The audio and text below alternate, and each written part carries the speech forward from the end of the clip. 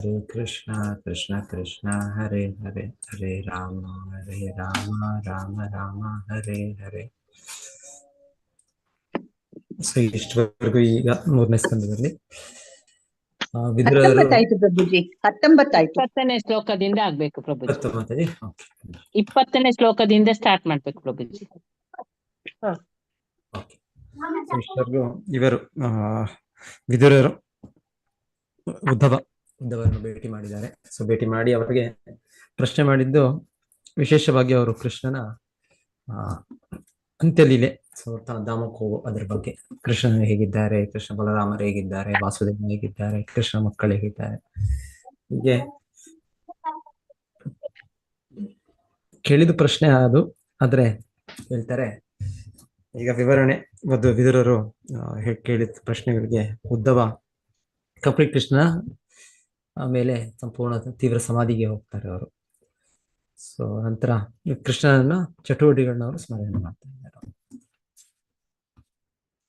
ಸರಿ, ಮುಂದುವರ್ಸೋಣ ಇದನ್ನ. ತಥೈವ ಚಾನ್ಯೇ ನರಲೋಕ ವೀರ ಯ ಆವೆ ಕೃಷ್ಣ ಮುಖಾರವಿಂದಂ ನೇತ್ರೈ ಪಿಬಂತೋ ನಯನಾಭಿರಾಮಂ ಪಾರ್ಥಾಸ್ತ್ರಪೂತ ಪದಮಾಪುರಸ್ಯ.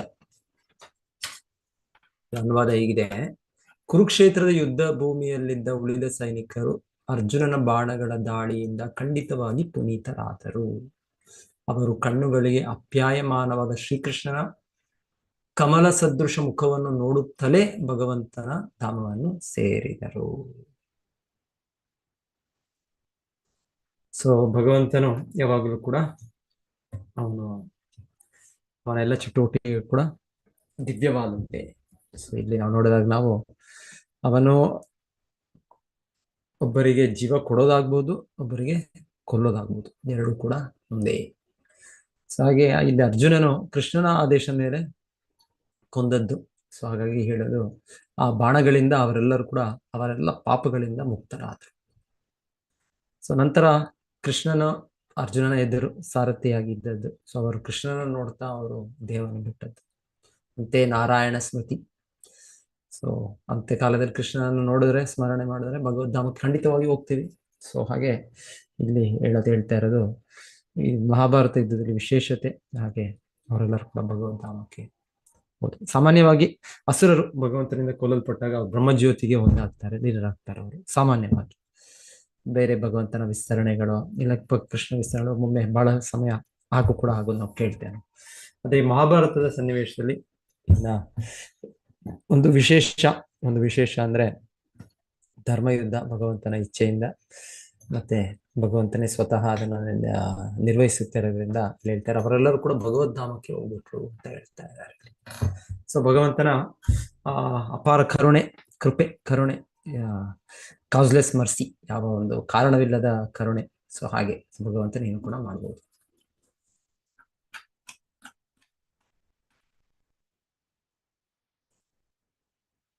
ಭಗವಂತನ ಪರಿಶುದ್ಧ ಭಕ್ತರ ಸಹವಾಸದಿಂದ ಭಗವತ್ ಪ್ರೇಮ ಜಾಗೃತಗೊಳ್ಳುತ್ತದೆ. ಇಲ್ಲಿ ಪಾರ್ಥಾಸ್ತ್ರಪೂತ ಪದವು ಮಹತ್ವಪೂರ್ಣವಾದದ್ದು. ಕುರುಕ್ಷೇತ್ರ ರಣರಂಗದಲ್ಲಿ ಭಗವಂತನ ಸುಂದರ ಮುಖಾರವಿಂದ ದರ್ಶನ ಮಾಡಿದವರು ಅರ್ಜುನನು ಬಾಣಗಳಿಂದ ದಾಳಿ ನಡೆಸಿದಾಗ ಪುನೀತರಾದರು. ಭಗವಂತನ ಭೂಭಾರ ಕಡಿಮೆ ಮಾಡಲು ಅವತರಿಸಿದನು. ಅರ್ಜುನ ಅವನ ಪರವಾಗಿ ಯುದ್ಧ ಮಾಡುವ ಮೂಲಕ ಭಗವಂತನಿಗೆ ಸಹಾಯ ಮಾಡುತ್ತಿದ್ದಾನೆ. ವೈಯಕ್ತಿಕವಾಗಿ ಯುದ್ಧ ಮಾಡಲು ಅರ್ಜುನ ನಿರಾಕರಿಸಿದನು.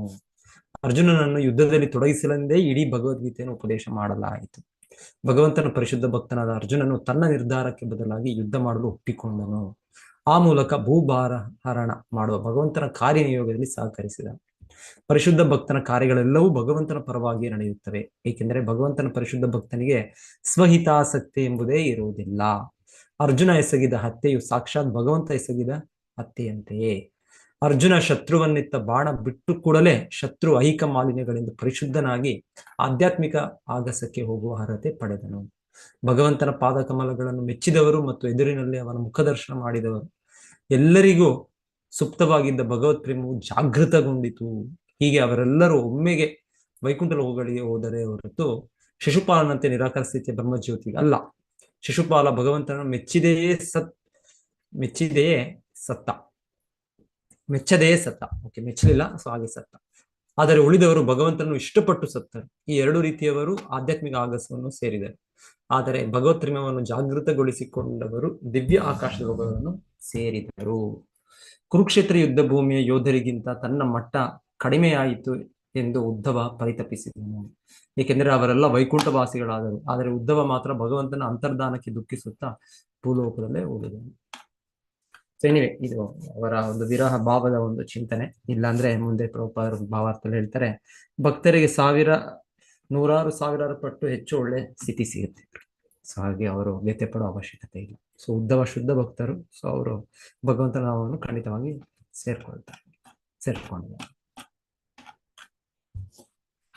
21ರಿಂದ ಸ್ವಯಂ ತ್ವಸಂಯಾತಿಶಯಸ್ತ್ರಯಾಧೀಶಃ ಸ್ವರಾಜ್ಯ ಲಕ್ಷ್ಮ್ಯಾಪ್ತ ಸಮಸ್ತ ಕಾಮಃ ಬಲಿಂ ಹರದ್ಭಿಶ್ಚಿರಲೋಕಪಾಲೈ ಕಿರೀಟ ಕೋಟ್ಯೇಡಿತ ಪಾದಪೀಠ.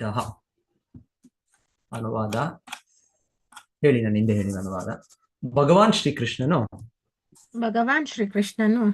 ಸಕಲ ತ್ರಯಗಳ ಅಧಿಪತಿ ಸಕಲ ತ್ರಯಗಳ ಅಧಿಪತಿ ಮತ್ತು ಸಕಲ ಬಗೆಯ ಭಾಗ್ಯಗಳನ್ನು ಸಕಲ ಬಗೆಯ ಭಾಗ್ಯಗಳನ್ನು ಸಾಧಿಸಿರುವುದರಿಂದ ಸ್ವತಂತ್ರ ಸಾರ್ವಭೌಮ ಈ ಸೃಷ್ಟಿಯನ್ನು ಶಾಶ್ವತವಾಗಿ ಪಾಲನೆ ಮಾಡುವವರು ಅವನನ್ನು ಪೂಜಿಸುತ್ತಾರೆ. ಅವರು ತಮ್ಮ ಲಕ್ಷೋಪಲಕ್ಷ ಕಿರೀಟಗಳನ್ನು ಅವನ ಪಾದಗಳ ಮೇಲಿರಿಸಿ ತಮ್ಮ ಪೂಜಾ ಪರಿಕರಗಳನ್ನು ಅವನಿಗೆ ಅರ್ಪಿಸುತ್ತಾರೆ.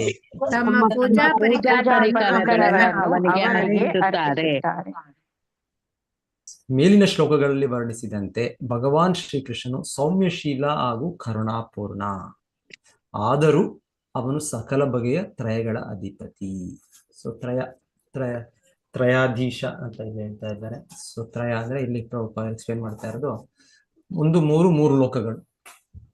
ಊರ್ಧ್ವ ಲೋಕಗಳು, ಮಧ್ಯ ಲೋಕಗಳು, ಕೆಳಲೋಕಗಳು. ಸೊ ಅದೆಲ್ಲರ ಅಧಿಪತಿ ಭಗವಂತ. ಸೊ ಒಂದೊಂದು ಲೋಕಕ್ಕೆ ಒಂದೊಂದು ಅಧಿಪತಿ ಇರ್ಬೋದು. ಸೂರ್ಯ, ಚಂದ್ರ, ಇಂದ್ರ, ಅವರವರ ಅಧಿಕಾರ ಇರ್ಬೋದು. ಆದರೆ ಎಲ್ಲ ಲೋಕಗಳ ಅಧಿಪತಿ ಕೃಷ್ಣ. ತ್ರಯಾಧೀಶ ಅಂದ್ರೆ ಇದೊಂದು ಅರ್ಥ ಅಂತ ಹೇಳ್ತಾರೆ. ಅದೇ ರೀತಿಯಲ್ಲಿ 3 ಗುಣಗಳ ಅಧಿಪತಿ ಕೂಡ ಅಂತ ಹೇಳ್ತಾರೆ. ಹೇಳೋದಿದೆ, ತಮೋಗುಣಕ್ಕೆ ಬ್ರಹ್ಮದೇವರು ಶಿವ ಅಧಿಕಾರ ವಹಿಸ್ಕೊಂಡಿದ್ದಾರೆ.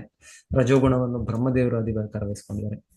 ಮತ್ತೆ ಸತ್ವಗುಣವನ್ನು ಕ್ಷೀರೋದಕಶಾಹಿ ವಿಷ್ಣು. ಆದರೂ ಎಲ್ಲ ಗುಣಗಳು ಕೂಡ ಅಧಿಪತಿ ಕೃಷ್ಣನೇ. ಸೊ ಹಾಗೆ ಅದು ಕೂಡ ತ್ರಯಾಧೀಶ ಅಂದರ್ಥ ಅಂತ ಹೇಳ್ತಾ ಇದ್ದಾರೆ. ಮತ್ತೆ ಇನ್ನೊಂದರ್ಥ 3 ಪುರುಷರು. ತ್ರಯಾಧೀಶ ಅಂದ್ರೆ 3 ಪುರುಷರನ್ನ ಅದನ್ನು ಸೂಚಿಸಬಹುದು. ಪುರುಷಾವತಾರ, ಮೊದಲೇ ಪುರುಷಾವತಾರ ಕಾರಣೋದಕಶಾಹಿ ವಿಷ್ಣು ಮಹಾವಿಷ್ಣು. 2ನೇ ಪುರುಷಾವತಾರ ಗರ್ಭೋದಕಶಾಹಿ ವಿಷ್ಣು. 3ನೇ ಪುರುಷಾವತಾರ ಕ್ಷೀರೋದಕಶಾಹಿ ವಿಷ್ಣು. ಸೊ ಹೇಳ್ತಾರೆ ಅವರಿಗೆ 3 ಕೂಡ ಅಧಿಪತಿ ಕೃಷ್ಣನು. ಸೊ ಆ ರೀತಿ ಕೂಡ ತ್ರಯಾಧೀಶ ಅಂತ ಹೇಳ್ತಾರೆ.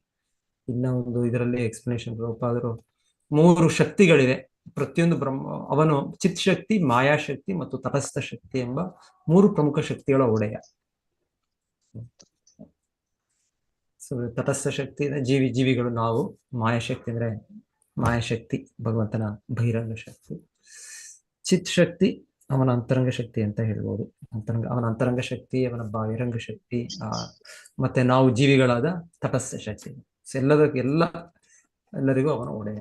ಸೊ ಹಾಗೆ ತ್ರಯಾಧೀಶಕ್ಕೆ ಕೆಲವು ಅರ್ಥಗಳು ಅಂತ ಇಲ್ಲಿ ಹೇಳ್ತಾ ಇದ್ದಾರೆ. ಮತ್ತೆ ಕಿರೀಟ ಕೋಟ್ಯೇಡಿತ ಪಾದಪೀಠ. ಸೊ ಎಲ್ಲರೂ ಯಾರ್ಯಾರು ಈ ತರ ನಿಯಂತ್ರಕರು ಅಂತ ಇರ್ತಾರೆ, ಈಶ್ವರರು ಅಂತ ಇರ್ತಾರೆ. ಸೊ ಅವರೆಲ್ಲರೂ ಕೂಡ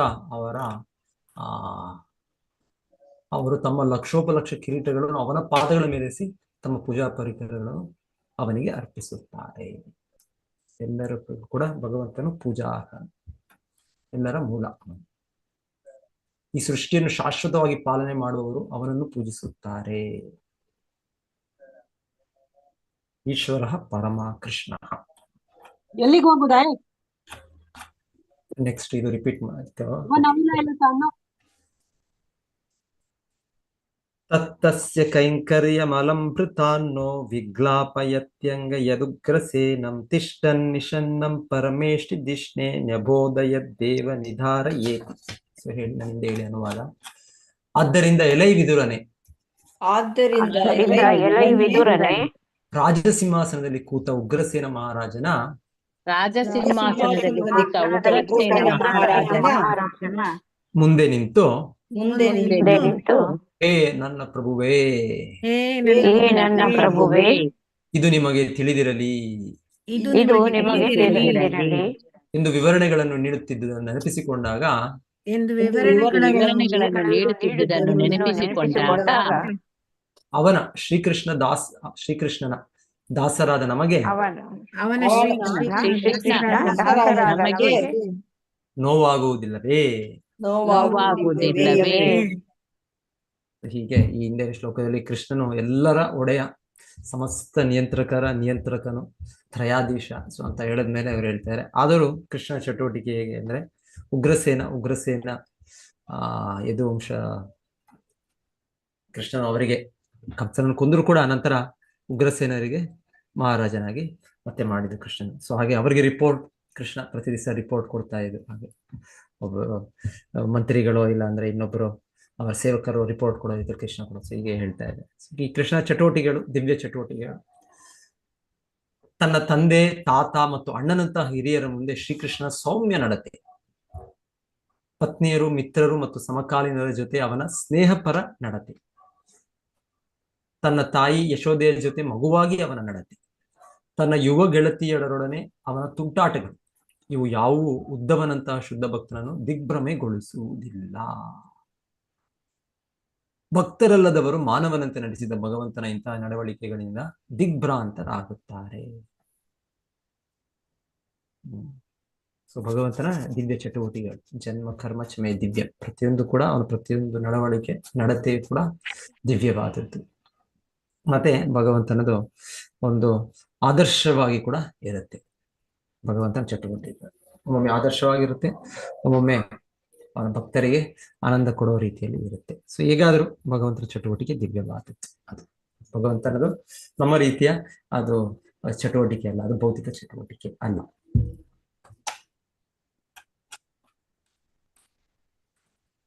ಅಹೋ ಬಖೀಯಂ ಸ್ತನಕಾಲಕೂಟಂ ಜಿತಾಂಸಯಾಪಾಯಯತ್ ಅಪಿ ಸ ಅಸಾಧ್ವಿ ಲೇಭೆ ಗತಿಂ ದಾತ್ರ್ಯುಚಿತಂ ತತೋ ಅನ್ಯಂ ಕಂ ವಾ ದಯಾಲು ಶರಣಂ ವ್ರಜೇಮ. ಕಂ ವಾ ದಯಾಲು ಶರಣಂ ವ್ರಜೇಮ ಹೇಳಿ ಅಂದೆ. ಅಯ್ಯೋ ಅವಿಧೇಯಳು, ತನ್ನ ಸ್ತನಗಳಿಂದ ಉಣಿಸಲು ಮರಣಾಂತಿಕ ವಿಷವನ್ನು ಉತ್ಪಾದಿಸಿದವಳು, ಆದ ರಾಕ್ಷಸಿ ಪುತನಿಗೆ ತಾಯಿಯ ಸ್ಥಾನ ನೀಡಿದ ಆ ಕರುಣಾಮಯಿಯನ್ನು ಬಿಟ್ಟು ನಾನು ಬೇರೆ ಯಾರನ್ನು ತಾನೇ ಆಶ್ರಯಿಸಲಿ?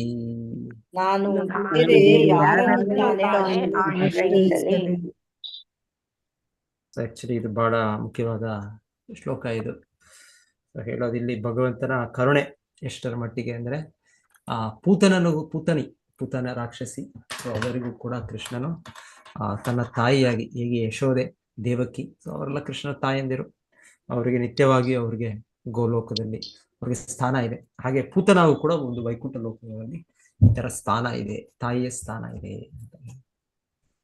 ಸೊ ಕೃಷ್ಣನು ಹೇಗೋ ಕೃಷ್ಣನನ್ನು ನಾವು ಕೃಷ್ಣ ಹತ್ತಿರ ಹೋದರೆ, ಯಾವ ಒಂದು ಉದ್ದೇಶದಿಂದ ಹೋದ್ರು ಕೂಡ ಕೃಷ್ಣನು ಪರಿಶುದ್ಧ ಮಾಡಿ ನಮಗೆ ದಿವ್ಯ ಇದನ್ನು ಕೊಡ್ಬೋದು. ಇಲ್ಲಿ ಕೃಷ್ಣ ಅದು ಮಾಡಿ ತೋರಿಸಿದ್ದು ಕೂಡ ಇದು ಪುತನ ಬಂದದ್ದು ಆ ಕಂಸನ ಆದೇಶದ ಮೇಲೆ ಕೃಷ್ಣನ ಕೊಲ್ಲಿಕ್ಕೆ ಬಂದದ್ದು. ಅದೇ ಕೃಷ್ಣನು ಹೆಂಗಿದ್ರು ನನಗೆ ಹಾಲು ಕುಡಿಸ್ತಾ ಇದ್ದಾರೆ, ಹಾಲು ಕುಡಿಸೋ ಭಾವದಲ್ಲಿ ನನಗೆ ಬಂದಿದ್ದಾರೆ. ಸೊ ಅಂದ್ರೆ ಹಾಲು ಕುಡಿಸೋರು ತಾಯಿ. ಸೊ ಕೃಷ್ಣನು ಹಾಗೆ ಅವರಿಗೆ ತಾಯಿ ಸ್ಥಾನ ಕೊಟ್ಟದ್ದು ಅಂತ. ಆದರೆ ಕೃಷ್ಣನು ಅವರ ಇನ್ನ ಈ ತರ ಚಟುವಟಿಕೆಗಳು ಮುಂದುವರಿಬಾರದು ಮತ್ತೆ ಅಂತ ಅವ್ರನ್ನ ಕೂಡ ಹಾಲನ್ನು ಕುಡಿತಾ ಅವರಿಗೆ ಭೌತಿಕವಾಗಿ ಕೂಡ ಅವರ ಜೀವವನ್ನು ಕೃಷ್ಣ ತೆಗೆದುಕೊಂಡು ಅವರಿಗೆ ಮರಣವನ್ನು ಕೊಡ್ತಾನೆ. ಭೌತಿಕವಾಗಿ ಮರಣ, ಆದ್ರೆ ಆಧ್ಯಾತ್ಮಿಕವಾಗಿ ಅವರಿಗೆ ಶಾಶ್ವತ ತಾಯಿಯ ಸ್ಥಾನ. ಸೊ ಹೀಗೆ ಹೇಳ್ತಾರೆ. ಉದ್ಧವ ಹೇಳೋದು, ಸೊ ನಾನು ಇನ್ಯಾರನ್ನ ನಾನು ಆಶ್ರಯಿಸಲಿ.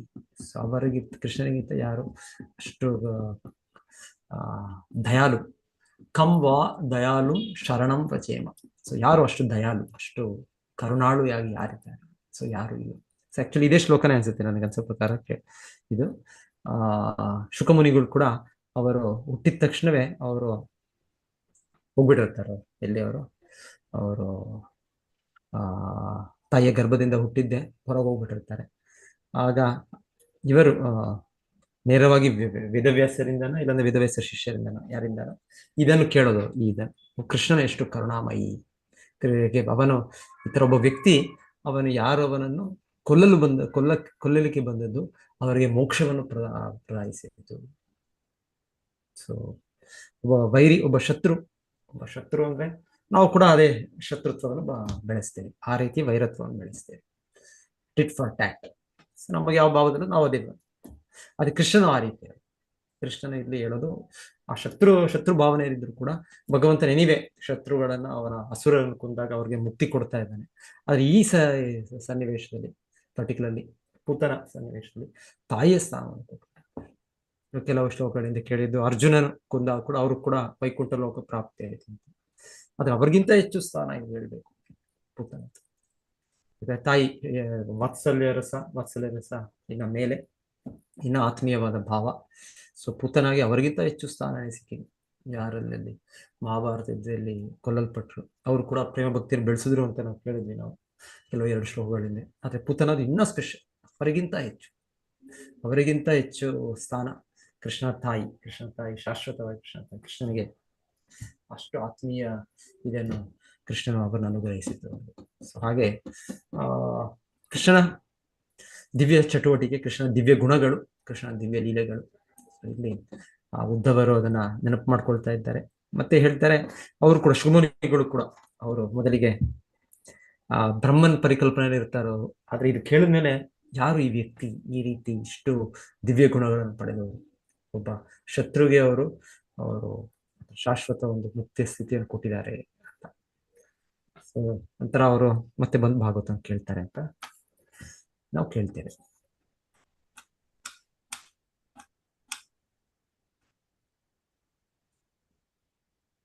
ಪೂತನಿಯ ವಾತ್ಸಲ್ಯಮಯಿ ತಾಯಿಯಂತೆ ನಟಿಸಿ ಶ್ರೀಕೃಷ್ಣನಿಗೆ ಸ್ತನ್ಯಪಾನ ಮಾಡಲು ಅವಕಾಶವಿತ್ತಳಾದ್ದರಿಂದ ಭಗವಾನ್ ಶ್ರೀಕೃಷ್ಣನು ಅವಳ ಮಾತೃತ್ವವನ್ನು ಒಪ್ಪಿಕೊಂಡನು. ಭಗವಂತನು ಜೀವಿಯ ಕನಿಷ್ಠ ಅರ್ಹತೆಯನ್ನು ಒಪ್ಪಿಕೊಂಡು ಅವನಿಗೆ ಗರಿಷ್ಠ ಫಲ ನೀಡುತ್ತಾನೆ. ಕನಿಷ್ಠ ಅರ್ಹತೆ. ಸೊ ಕೃಷ್ಣ ದೊಡ್ಡ ಗುಣ, ಕನಿಷ್ಠ ಅರ್ಹತೆ ಇದ್ರೂ ನಮ್ಮದು, ಅವನು ಗರಿಷ್ಠ ಫಲವನ್ನು ನೀಡುತ್ತಾನೆ. ಅದೇ ಅವನ ಶೀಲದ ಶ್ರೇಷ್ಠ ಮಾನದಂಡ. ಆದ್ದರಿಂದ ಭಗವಂತನಲ್ಲದೆ ಬೇರೆ ಯಾರು ತಾನೇ ಅಂತಿಮವಾಗಿ ಆಶ್ರಯದಾತನಾಗಬಹುದು.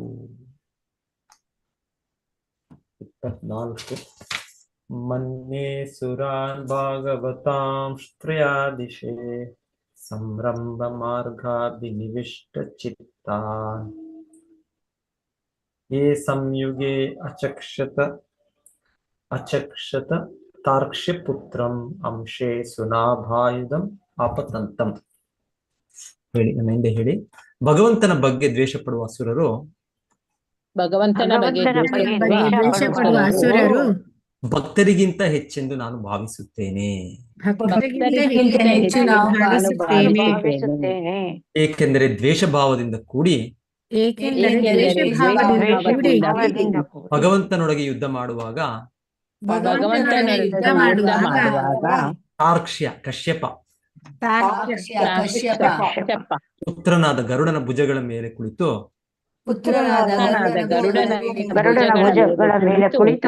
ಹಸ್ತಗಳಲ್ಲಿ ಚಕ್ರ ಧರಿಸಿರುವ ಭಗವಂತನ ದರ್ಶನ ಪಡೆಯುವುದು ಅವರಿಗೆ ಸಾಧ್ಯವಾಗುತ್ತದೆ.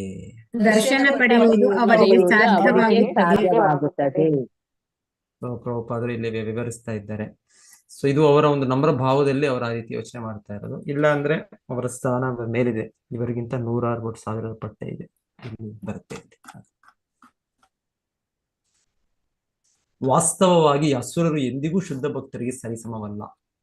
ಆದರೆ ವಿರಹ ಭಾವದಿಂದ ಉದ್ಧವನು ಹಾಗೆ ಯೋಚಿಸುತ್ತಿದ್ದ. ತನ್ನ ಬದುಕಿನ ಕೊನೆಯ ಹಂತದಲ್ಲಿ ಅಸುರರು ಕಂಡಂತೆ ತನಗೆ ಭಗವಂತನನ್ನು ಮುಖಾಮುಖಿ ಕಾಣುವುದು ಸಾಧ್ಯವಾಗದೆ ಹೋಗಬಹುದು ಎಂದು ಅವನ ಯೋಚನೆಯಾಗಿತ್ತು.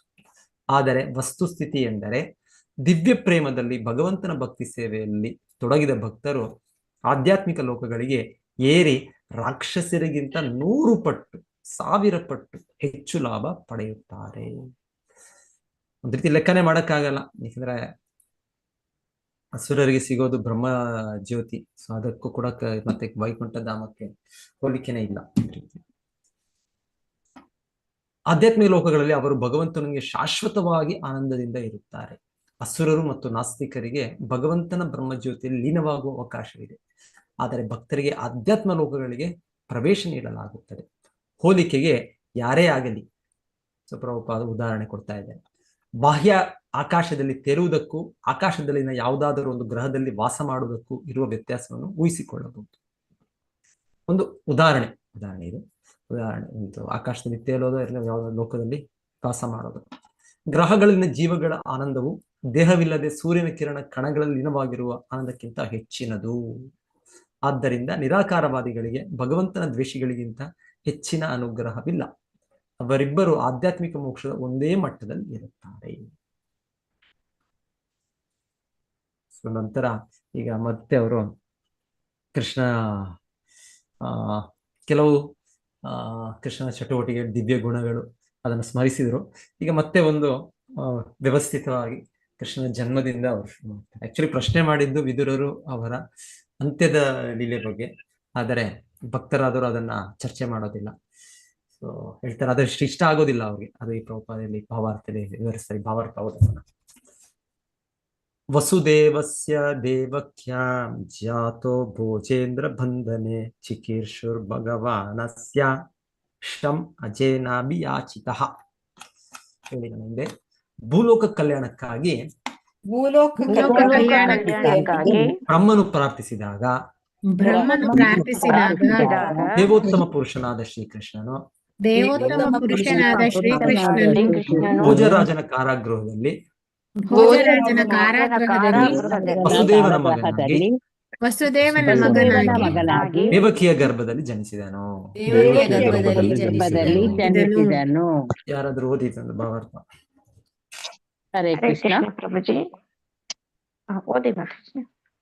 ಓದಿ. ಭಾವಾರ್ಥ. ಭಗವಾನ್ ಶ್ರೀಕೃಷ್ಣನ ಅವತಾರ ಮತ್ತು ಅಂತರ್ಧಾನ ಲೀಲೆಗಳಲ್ಲಿ ವ್ಯತ್ಯಾಸವಿಲ್ಲವಾದರೂ ಭಗವದ್ಭಕ್ತರು ಸಾಮಾನ್ಯವಾಗಿ ಅವನ ಅಂತರ್ಧಾನದ ವಿಷಯ ಕುರಿತು ಚರ್ಚಿಸುವುದಿಲ್ಲ. ವಿದುರನು ಕೃಷ್ಣ ಕಥೆಗೆ ಅಥವಾ ಭಗವಾನ್ ಶ್ರೀಕೃಷ್ಣನ ಇತಿಹಾಸಕ್ಕೆ ಸಂಬಂಧಿಸಿ ವಿಷಯ ನಿರೂಪಿಸುವಂತೆ ಉದ್ಧವನನ್ನು ಕೇಳುವ ಮೂಲಕ ಪರೋಕ್ಷವಾಗಿ ಭಗವಂತನ ಅಂತರ್ಧಾನದ ಪ್ರಸಂಗವನ್ನು ಪ್ರಸ್ತಾಪಿಸಿದನು. ಹೀಗೆ ಉದ್ಧವನು ಮಥುರೆಯಲ್ಲಿನ ಭೋಜರಾಜ ಕಂಸನ ಕಾರಾಗೃಹದಲ್ಲಿ ವಸುದೇವ ದೇವಕಿಯರ ಪುತ್ರನಾಗಿ ಭಗವಂತನು ಜನ್ಮ ತಾಳಿದ ಆರಂಭದಿಂದ ಕೃಷ್ಣ ಕಥಾನಕವನ್ನು ನಿರೂಪಿಸತೊಡಗಿದನು. ಭಗವಂತನಿಗೆ ಭೂಮಿಯ ಮೇಲೆ ಯಾವ ಕಾರ್ಯವೂ ಇಲ್ಲ, ಆದರೆ ಬ್ರಹ್ಮನಂತಹ ಭಕ್ತರು ಪ್ರಾರ್ಥಿಸಿದಾಗ ಇಡೀ ಬ್ರಹ್ಮಾಂಡದ ಕಲ್ಯಾಣಕ್ಕಾಗಿ ಭೂಮಿಯಲ್ಲಿ ಅವತರಿಸುತ್ತಾನೆ. ಇದನ್ನು ಭಗವದ್ಗೀತೆ 4.8 ಹೇಳಲಾಗಿದೆ. ಪರಿತ್ರಾಣಾಯ ಸಾಧೂನಾಂ ವಿನಾಶಾಯ ಚ ದುಷ್ಕೃತಾಂ ಧರ್ಮ ಸಂಸ್ಥಾಪನಾರ್ಥಾಯ ಸಂಭವಾಮಿ ಯುಗೇ ಯುಗೇ. ಹರೇ ಕೃಷ್ಣ ಪ್ರಭುಜಿ. ಹರೇ ಕೃಷ್ಣ.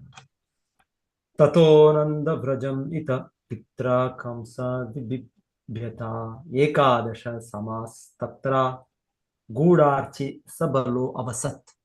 ಹೇಳಿ ಮುಂದೆ. ಅನಂತರ ಕಂಸನಿಗೆ ಭಯಪಟ್ಟ ಕೃಷ್ಣನ ತಂದೆಯು ಅವನನ್ನು ನಂದ ಮಹಾರಾಜನ ಗೋಮಾಳಗಳಿಗೆ ಕರೆತಂದನು. ಅಲ್ಲಿ ಅವನು ತನ್ನ ಅಣ್ಣ ಬಲದೇವನೊಂದಿಗೆ ಬೂದಿ ಮುಚ್ಚಿದ ಕೆಂಡದಂತೆ 11 ವರ್ಷ ವಾಸಿಸಿದ್ದನು.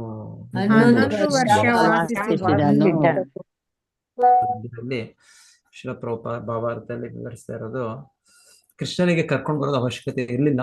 ಕೃಷ್ಣನಿಗೆ ಏನು ಕಂಸನಿಂದ ಭಯ ಪಡೋ ಅವಶ್ಯಕತೆ ಇಲ್ಲ. ಸೊ ಆದರೆ ಕೃಷ್ಣನ ತಂದೆ ವಸುದೇವರಿಗೆ ಆ ರೀತಿಯ ಒಂದು ಮನೋಭಾವ, ತನ್ನ ಪುತ್ರ ವಾತ್ಸಲ್ಯ, ಮಗುವಿನ ವಾತ್ಸಲ್ಯ ಮೇಲೆ, ಕೃಷ್ಣನ ವಾತ್ಸಲ್ಯ ಮೇಲೆ ಅವರಿಗೆ ಆ ರೀತಿ ಅವರಿಗೆ ಏನೋ ಭಯ ಅವರಿಗೆ. ಸೊ ಕೃಷ್ಣನು ಹಾಗೆ ಇರ್ಲಿ, ತನ್ನ ತಂದೆಗೆ ಆ ವಾತ್ಸಲ್ಯದ ಭಾವ ಇರ್ಲಿ ಸೊ ಅನ್ನೋ ರೀತಿಯಾಗಿ ಕೃಷ್ಣನು ಅಲ್ಲಿಂದ ಬಂದದ್ದು ತಿಳಿಸ್ತಾರೆ. ಕೃಷ್ಣನಿಗೇನು ಭಯ ಇಲ್ಲ. ಆಮೇಲೆ ಇನ್ನೊಂದು ಕಡೆ ಇವರಿಗೆ ನಂದ ಮಹಾರಾಜರು ಮತ್ತೆ ಯಶೋದೆ ಅವರಿಗೆ ಆ ಅವಕಾಶ ಕೊಡಬೇಕಿತ್ತು ಆ ಪುತ್ರ ವಾತ್ಸಲ್ಯ ಚಟುವಟಿಕೆಗಳು ಮಾಡ್ಲಿಕ್ಕೆ. ಭಗವಂತನು ಹಾಗೆ ಇಲ್ಲಿಂದ ಬಂದದ್ದು.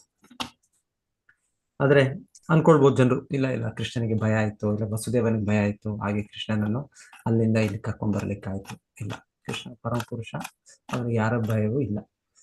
ಬೀರಪಿಯದ್ ಬಿಬೇತಿ ಅಂತ ಹೇಳ್ತಾರೆ. ಭಯ ಪುರುಷನು ಕೂಡ ಕೃಷ್ಣನನ್ನು ಭಯ ಪಡ್ತಾನೆ.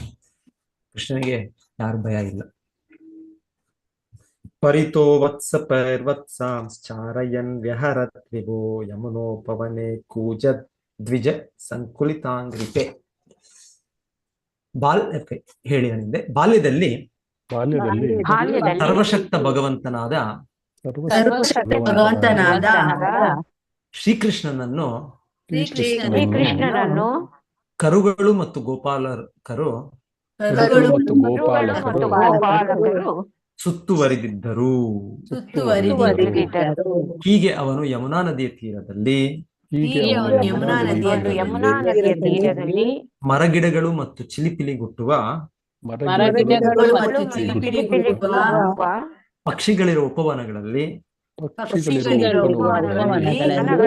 ಸಂಚರಿಸಿದನು.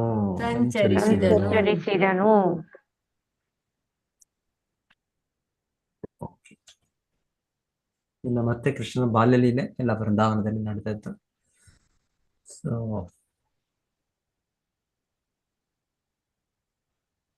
ನಮಗೆ ಆರಾಧ್ಯ ಇದು ಕೃಷ್ಣನ ಧಾಮ ಕೂಡ ಅಷ್ಟೇ ಆರಾಧನೀಯ. ಚೈತನ್ಯ ಮಹಾಪ್ರಭು ನಮಗೆ ತಿಳಿಸ್ಕೊಟ್ಟಿರೋದು ಆರಾಧ್ಯ ಬ್ರಜೇಶ ತನಯ ತದ್ಧಾಮ ವೃಂದಾವನಂ. ಸೊ ಎಷ್ಟು ಕೃಷ್ಣನು ಬ್ರಜೇಶ ಅಂದ್ರೆ ಬ್ರಜದ ರಾಜ, ಬ್ರಜದ ಈಶ ನಂದ ಮಹಾರಾಜ, ಬ್ರಜೇಶ ತನಯ ಅಂದ್ರೆ ಅವರ ಮಗ ಕೃಷ್ಣ. ಸೊ ಅವನೆಷ್ಟು ಪೂಜನೀಯನೋ ಅಷ್ಟೇ ತದ್ಧಾಮ ವೃಂದಾವನ, ಅವನ ಧಾಮವು ಕೂಡ ಅಷ್ಟೇ ರೀತಿ ಪೂಜಾರ್ಹವು. ಕೃಷ್ಣನು ಯಾವಾಗಲೂ ಸದಾ ವೃಂದಾವನ ಪರಿತ್ಯಜ್ಯ ಪಾದಮೇಕಂ ನ ಗಚ್ಚತಿ. ಸೊ ಒಂದು ಹೆಜ್ಜೆ ಕೂಡ ಕೃಷ್ಣ ಬಿಟ್ಟು ಹೊರಗೆ ಹೋಗೋದಿಲ್ಲ. ಸೊ ಹಾಗೆ ಕೃಷ್ಣ ದಿವ್ಯಧಾಮ.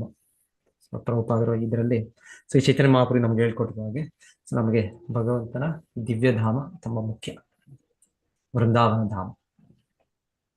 ಸೊ ಅದರ ಆರಾಧನೆ ಕೂಡ ನಮಗೆ ಮುಖ್ಯ. ಸೊ ಕೃಷ್ಣನು ಅಲ್ಲಿದ್ದಾನೆ, ಅಲ್ಲಿ ಸದಾ ಕೃಷ್ಣನು ಇದ್ದಾನೆ. ಸೊ ನಾವು ಆದ ಹಾಗೆ ನಮಗೆ ಅದರ ಅನುಭವ ಆಗ್ಬೋದು.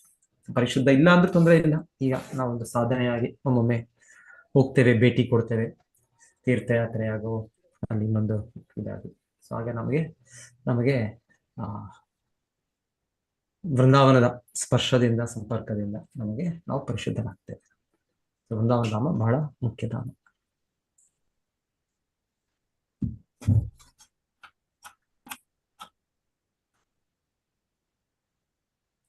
ಭಗವಾನ್ ಶ್ರೀಕೃಷ್ಣನು ಶಿಶುವಿನಂತೆ ತನ್ನ ಸಹಚರರೊಡನೆ ಆಟವಾಡುತ್ತಾ ಅಗಾಸುರ, ಬಕಾಸುರ, ಪ್ರಲಂಬಾಸುರ, ಗಾರ್ಧಬಾಸುರ ಮೊದಲಾದ ಅನೇಕ ಅಸುರರು ಸಂಹಾರ ಮಾಡಿದ.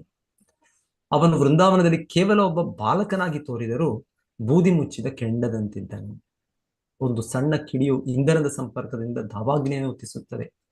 ಹಾಗೆಯೇ ಭಗವಂತನು ನಂದ ಮಹಾರಾಜನ ಮನೆಯಲ್ಲಿನ ತನ್ನ ಬಾಲ್ಯದಿಂದ ಆರಂಭಿಸಿ ಈ ಎಲ್ಲ ದೈತ್ಯರನ್ನು ಸಂಹರಿಸಿದ. ಭಗವಂತನ ಬಾಲ್ಯದ ಆಟದ ಮೈದಾನವಾದ ವೃಂದಾವನ ಇಂದಿಗೂ ಇದೆ. ಭಗವಂತನ ಬಾಲ್ಯದ ಆಟದ ಮೈದಾನವಾದ ವೃಂದಾವನ ಇಂದಿಗೂ ಇದೆ.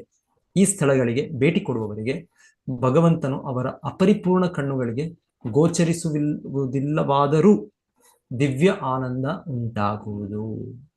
ಭಗವಂತನ ಈ ಪ್ರದೇಶವು ಶ್ರೀಕೃಷ್ಣ ಸದೃಶವಾದುದರಿಂದ ಭಕ್ತರಿಗೆ ಅದು ಪೂಜ್ಯವಾದುದೆಂದು ಶ್ರೀ ಚೈತನ್ಯ ಮಹಾಪ್ರಭುಗಳು ಹೇಳಿದ್ದಾರೆ. ಗೌಡಿಯ ವೈಷ್ಣವರೆಂದು ಕರೆಯಲಾದ ಚೈತನ್ಯ ಮಹಾಪ್ರಭುಗಳ ಅನುಯಾಯಿಗಳು ಅವರ ಈ ಮಾತನ್ನು ಪಾಲಿಸುತ್ತಿದ್ದಾರೆ. ಈ ಪ್ರದೇಶವು ಶ್ರೀಕೃಷ್ಣ ಸದೃಶವಾದುದರಿಂದ ಉದ್ಧವ, ವಿದುರರಂತಹ ಭಕ್ತರು ಗೋಚರವಾಗಿಯೋ ಅಗೋಚರವಾಗಿಯೋ ಭಗವಂತನೊಂದಿಗೆ ನೇರ ಸಂಪರ್ಕ ಹೊಂದಲು 5,000 ವರ್ಷಗಳ ಹಿಂದೆ ಈ ಸ್ಥಳಗಳಿಗೆ ಭೇಟಿ ಕೊಟ್ಟರು. ಭಗವಂತನ ಸಾವಿರಾರು ಭಕ್ತರು ಇಂದಿಗೂ ವೃಂದಾವನದ ಈ ಪವಿತ್ರ ಸ್ಥಳಗಳಲ್ಲಿ ಅಲೆದಾಡುತ್ತಿದ್ದಾರೆ ಮತ್ತು ಇವರೆಲ್ಲರೂ ಭಗವದ್ಧಾಮಕ್ಕೆ ಮರಳಲು ಸಿದ್ಧತೆ ನಡೆಸಿದ್ದಾರೆ. ಭಗವಂತನ ದಿವ್ಯಧಾಮ ಭಗವಂತನಷ್ಟೇ ಪೂಜನೀಯ. ಕೌಮಾರೀಂ ದರ್ಶಯಾಂ ಶ್ರೇಷ್ಠಾಂ ಪ್ರೇಕ್ಷಣೀಯಾಂ ವ್ರಜೌಕಸಾಂ ರುಧನ್ನಿವ ಹಸನ್ಮುಗ್ಧ ಬಾಲಸಿಂಹಾವಲೋಕನಃ. ಬಾಲಸಿಂಹ, ಕೃಷ್ಣನೇ ಇಲ್ಲ ಬಾಲಸಿಂಹ ಅಂತ ಹೇಳ್ತಾ ಇದ್ದಾರೆ, ಸಿಂಹದ ಮರಿ. ಶ್ರೀಕೃಷ್ಣನು, ನನ್ನ ಹಿಂದೆ ಹೇಳಿ, ಶ್ರೀಕೃಷ್ಣನು ಬಾಲ್ಯಕ್ಕೆ ಅನುಗುಣವಾದ ಚಟುವಟಿಕೆಗಳನ್ನು ಪ್ರದರ್ಶಿಸಿದಾಗ ಅವನು ವೃಂದಾವನದ ನಿವಾಸಿಗಳಿಗೆ ಮಾತ್ರ ಗೋಚರಿಸುತ್ತಿದ್ದನು. ಅವನು ಶಿಶುವಿನಂತೆ ಕೆಲವೊಮ್ಮೆ ಅಳುತ್ತಿದ್ದನು, ಇನ್ನು ಕೆಲವೊಮ್ಮೆ ಕೇಕೆ ಹಾಕುತ್ತಿದ್ದನು. ಹಾಗೆ ಮಾಡುವಾಗ ಅವನು ಸಿಂಹದ ಮರಿಯಂತೆ ತೋರುತ್ತಿದ್ದನು. ಯಾರಾದ್ರೂ ಓದಿ ಭಾವಾರ್ಥ. ಹರೇ ಕೃಷ್ಣ. ಭಾವಾರ್ಥ ಶ್ರೀರಪ್ಪ ಶ್ರೀರಪ್ಪಗೆ ಜಯವಾಗಲಿ. ಶ್ರೀಕೃಷ್ಣನ ಬಾಲಲೀಲೆಗಳನ್ನು ತಿಳಿದು ಸಂತಸ ಪಡಲಿಚ್ಛಿಸುವವರು ವ್ರಜ ನಿವಾಸಿಗಳಾದ ನಂದ, ಉಪನಂದ ಮತ್ತು ಇತರ ಕುಲ ನಿವಾಸಿಗಳನ್ನು ಅನುಸರಿಸಬೇಕು.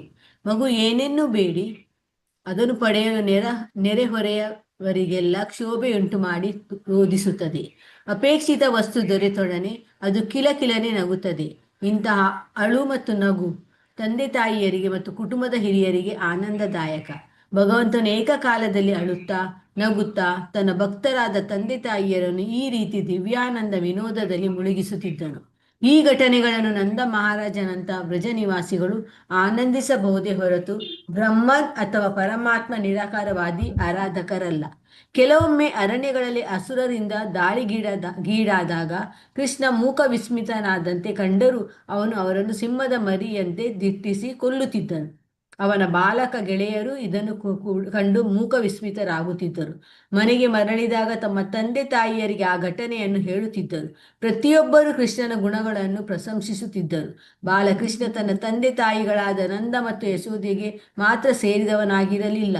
ಅವನು ವೃಂದಾವನದ ಎಲ್ಲ ಹಿರಿಯ ನಿವಾಸಿಗಳ ಪುತ್ರನಾಗಿದ್ದನು. ಹಾಗೆಯೇ ತನ್ನ ಸಮಕಾಲೀನ ಬಾಲೆಯರ ಮಿತ್ರನಾಗಿದ್ದನು. ಪ್ರತಿಯೊಬ್ಬರು ಕೃಷ್ಣನನ್ನು ಪ್ರೀತಿಸುತ್ತಿದ್ದರು.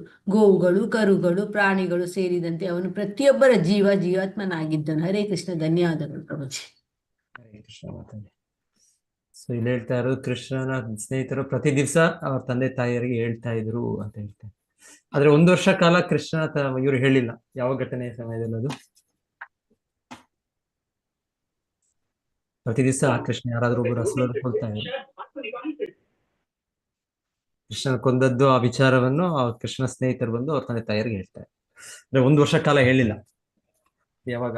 ಎಲ್ಲರಿಗೂ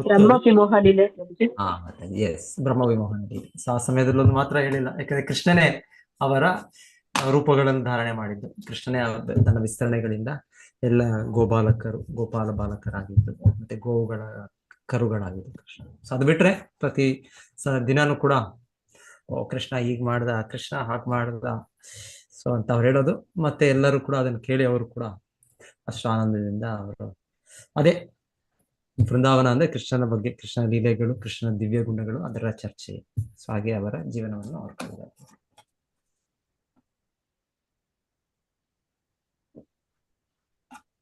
29 ಸೈವ ಗೋಧನಂ ಲಕ್ಷ್ಮ್ಯಾ ನಿಕೇತಂ ಸಿತ ಗೋವೃಷಂ ಚಾರಯನ್ ಅನುಗಾನ್ ಗೋಪಾನ್ ರಣದ್ವೇಣುರ್ ಹರಿರಮತ್. ಸುಂದರ ವೃಷಭಗಳನ್ನು ಕಾಯುತ್ತಾ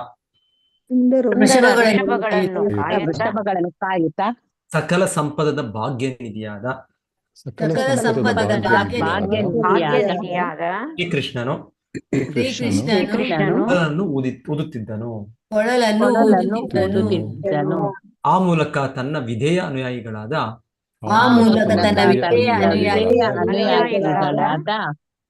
ಗೋಪಾಲ ಬಾಲಕರನ್ನು ರಂಜಿಸುತ್ತಿದ್ದನು. ಗೋಪಾಲ ಬಾಲಕರನ್ನು ರಂಜಿಸುತ್ತಿದ್ದನು.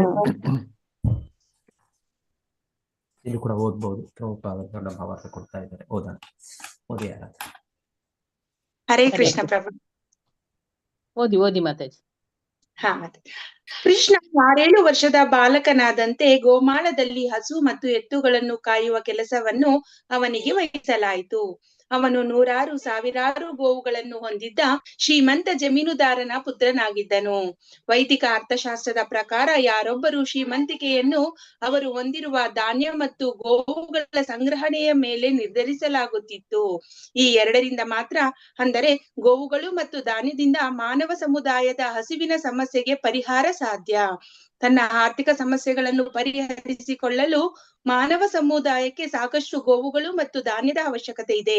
ಇವೆರಡೂ ಹೊರತು ಉಳಿದೆಲ್ಲವೂ ಮಾನವನ ತನ್ನ ಮೌಲ್ಯಭರಿತ ಬದುಕನ್ನು ನಿರುಪಯುಕ್ತಗೊಳಿಸಲು ಹಾಗೂ ಅನಗತ್ಯ ವಿಷಯಗಳಲ್ಲಿ ತನ್ನ ಸಮಯವನ್ನು ವ್ಯರ್ಥ ಮಾಡಲು ಸೃಷ್ಟಿದ ಕೃತಕ ಸಮಸ್ಯೆಗಳು.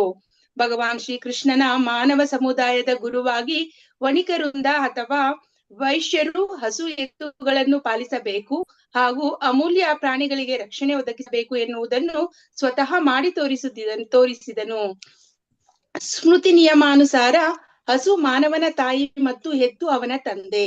ಹಸುವು ತಾಯಿ ಹೇಗೆಂದರೆ ಮಗುವು ತಾಯಿಯ ಸ್ತನ್ಯಪಾನ ಮಾಡುವಂತೆ ಮಾನವ ಸಮಾಜ ಹಸುವಿನ ಹಾಲನ್ನು ಸ್ವೀಕರಿಸುತ್ತದೆ. ಅದೇ ರೀತಿ ಎತ್ತು ಮಾನವ ಸಮಾಜದ ತಂದೆ ಹೇಗೆಂದರೆ ತಾಯಿಯು ಮಕ್ಕಳಿಗೆ ಸಂಪಾದನೆ ಮಾಡುವಂತೆ ಎತ್ತು ಆಹಾರ ಧಾನ್ಯ ಉತ್ಪಾದನೆಗೂ ಮಾತಾಜಿ 2 ವರ್ಷ ತಂದೆಯು ಮಕ್ಕಳಿಗಾಗಿ ತಂದೆಯು ಮಕ್ಕಳಿಗಾಗಿ ಸಂಪಾದನೆ ಮಾಡುವಂತೆ ಎತ್ತು ಆಹಾರ ಧಾನ್ಯ ಉತ್ಪಾದನೆಗಾಗಿ ಭೂಮಿಯನ್ನು ಉಳಿಸುತ್ತದೆ. ತಂದೆ ತಾಯಿಯರನ್ನು ಕೊಲ್ಲುವ ಮೂಲಕ ಮಾನವ ಸಮಾಜ ತನ್ನ ಸ್ಫೂರ್ತಿಯನ್ನೇ ಕೊಲ್ಲುತ್ತದೆ. ಸುಂದರವಾದ ಹಸು ಮತ್ತು ಎತ್ತುಗಳು ಕೆಂಪು, ಕಪ್ಪು, ಹಸಿರು, ಹಳದಿ, ಬೂದು ಇತ್ಯಾದಿ ವಿವಿಧ ಬಣ್ಣಗಳಿಂದ ಕೂಡಿವೆ ಎಂದು ಇಲ್ಲಿ ಹೇಳಲಾಗಿದೆ. ಅವುಗಳ ಬಣ್ಣ ಹಾಗೂ ಆರೋಗ್ಯಕರ ಮಂದಹಾಸದ ಲಕ್ಷಣಗಳಿಂದಾಗಿ ವಾತಾವರಣ ಚೇತೋಹರಿಯಾಗಿತ್ತು. ಇದೆಲ್ಲಕ್ಕಿಂತ ಮಿಗಿಲಾಗಿ ಕೃಷ್ಣನು ತನ್ನ ಪ್ರಸಿದ್ಧ ವೇಣುವಾದನ ಮಾಡುತ್ತಿದ್ದನು.